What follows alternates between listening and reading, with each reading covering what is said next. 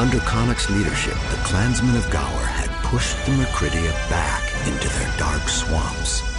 As word of this great deed spread across the land, it reached even the great city of Llancarfan. The Emperor Leitrim himself dispatched a contingent of Royal Heron Guard to find this barbarian savior and bid him audience. It was the Emperor's champion Damas who convinced Connacht to travel with him to Llancarfan to aid in their battle with a common enemy. The Emperor's fears were justified. Moagim, the faceless terror, had once again been reborn to this world. During the Age of Splendor, Moagim was the most powerful and wicked archmage in all the world. His insatiable lust for power brought war between the nations of humanity and his armies of undying. Even with his great powers, Moagim's army was defeated, his body being drawn and quartered. Yet even in his death, he was still triumphant. His curse brought forth the Mercridia into the world, leading to the downfall of civilization and the end of the Age of Reason. A millennia of darkness later, Moagim had returned to wage war on the lands of humanity once again. The Avatara of Llancarfan were unsure if this new threat was indeed Moagim reborn or just an impostor using his name. Some began calling Moagim the Leveler, a name that was understood by a very few at the time. Those that did know the true meaning of the term shuddered at the very thought. Traveling through the forested hills of Talwyn, the contingent of Heron Guard escorted Connacht on their long journey towards the city of Llancarfan. During the evenings around the campfires, Damas would attempt to convey to Connacht the importance of his imperial summons. Connacht was always silent and dismissive, unimpressed by imperial titles or decrees. Damas became frustrated with the barbarians' less-than-civil attitudes and demeanor. During one night, a distant wolf howled its worship of the moon, and to the guardsman's surprise, Connacht answered the baying with a howl of his own. Incredulous, Damas stared at the wild man, doubting his sanity. Connacht, grinning a feral smile, only laughed at the astonished guardsman and laid down to sleep. A day later, not wishing to walk alongside a madman such as Connacht, Damas and a group of guardsmen scouted ahead of the contingent. The rain of the early day had stopped, and the sun shined brightly on the forest. Strangely, there were no sounds of birds or animals that morning.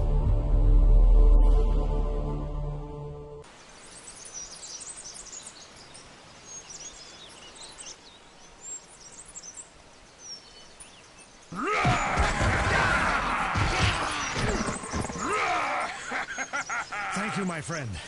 You fight like a wolf. No time to speak. More devils approach. Yes. We have a whole bunch of new units for this level as we journey down this road to Llancarfan. Yes, I guess we'll start off with these guys. These are the Heron Guard. They're kind of similar to Berserks. They're not quite as good in all respects, but they have a special ability that makes them, I guess, a little bit more useful. They have these mandrake roots, as you can see in the corner. They can be used for healing. Over here is Damas. He has this mandrake root as well. He starts this mission injured for some reason. Guess as a kind of tutorial to using the roots, so let's use one.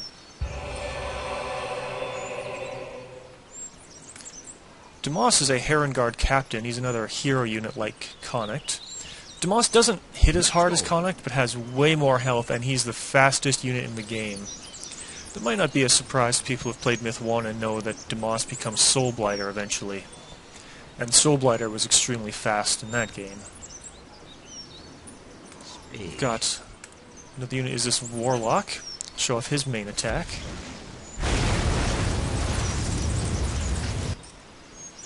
Fires off this extremely slow-moving fireball that explodes and does pretty good area of effect damage. Already there. The Warlock has this blue mana bar that regenerates. He can fire off 2 of those fireballs before he has to go back and regenerate more. Already there. And our last new units are we have these Archers. They're our main ranged unit in this game. And they're pretty good, not like the Hearth Guardsmen from the last couple missions. They are terrible. Archers not bad, though. One kind of interesting fact is that these archers are human. In Myth 1 and 2, the archers were a race called the Firbolg, if that's how you pronounce it. But they don't show up in Myth 3. These are human archers of the Cathborough Empire. It's explained a little bit in their little dialogues at the top here, but I'll post that in the thread so you can read that later.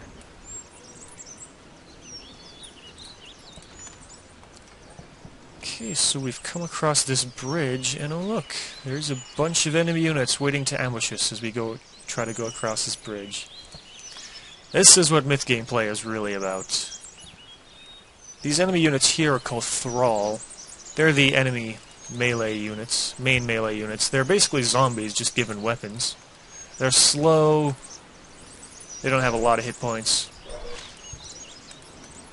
They're very cheap, so they can use tons, though. That's much like zombies. That's how the threat really is, because there's so many of them. You can kind of see I'm also getting attacked by the enemy ranged units. They're called soulless. They lead their targets fairly well, but if you're very fast, have a very fast unit like Damas, you can just run circles around them.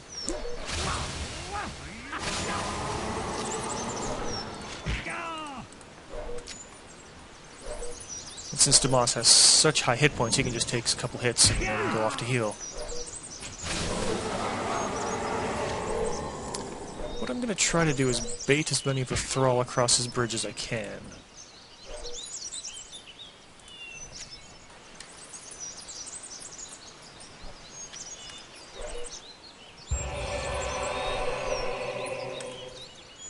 Top off his health a bit there. Notice he got hit while he was healing and it didn't interrupt his healing animation. That's something that's changed. In Myth 1, if you were hit while healing, you would stop and it would waste a root.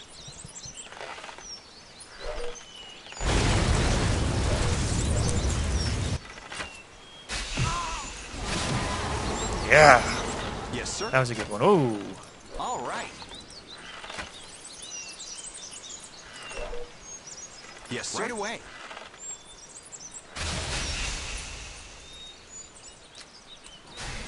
So my archers got a little damage there. Yes, sir. I've got so many roots, it'd be a shame if I lost any units during this mission. Oh, here they come. By your command. I can show off a secondary unit that the Warlock has. It's very limited use, basically only good against Thrall and in situations like this. Creates this burning ring of fire.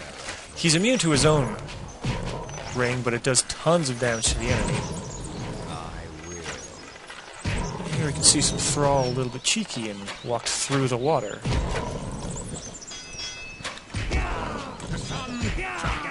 Okay, Thrall getting too close. Till arranging this to back off.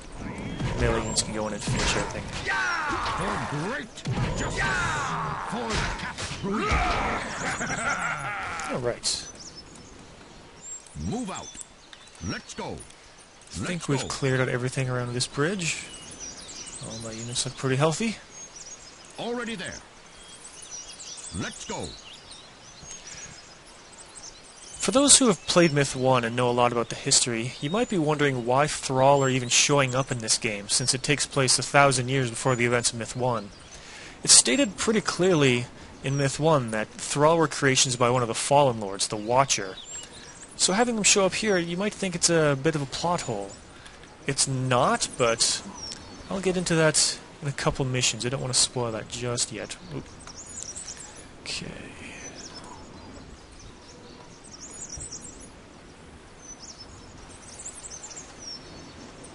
What's this? Ooh. I have a chance to show this off, maybe. This is a white. They like to wander around and sneak up on you when you least expect it.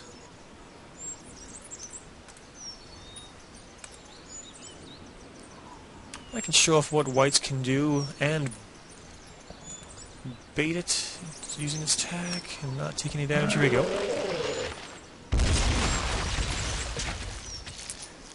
Whites are like enemy suicide bombers. They explode, and if you get caught by the explosion, it does quite a lot of damage and freezes the unit in place, paralyzes it. I thought I was far enough away, but Damas was pretty hurt there. It's possible for him to get in close enough and run away without taking any damage. Guess he just wasn't lucky that time.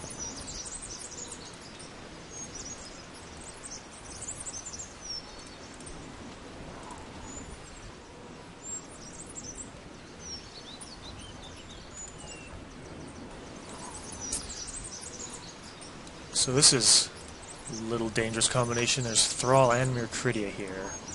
Okay, Mercuridia, see me.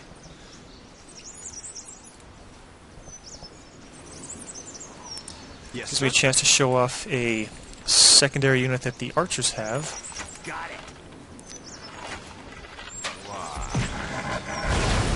You can throw flaming arrows. Okay. For the Emperor! That's enough of that. Fire doesn't do a whole lot of damage, but it's kind of a neat thing to do. It's really only useful against Thrall. Oh boy.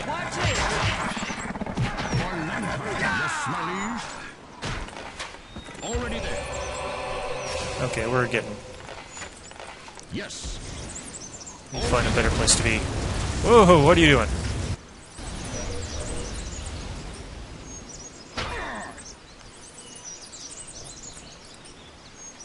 Let's go. Bring it.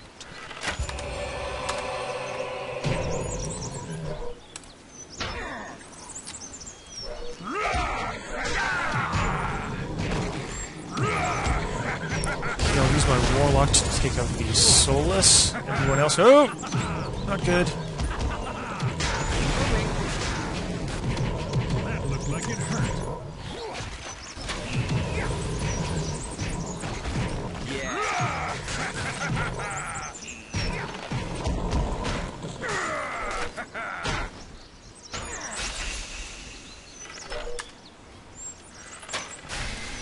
Well, that shows you how Thrall and Soulless individually are very weak units, but you get a whole bunch of them and then throw in something else like a Mercuridia.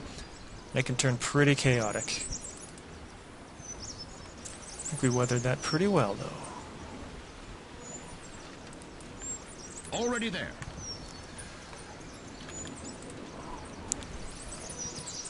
Who else is injured? Your order. Bring it.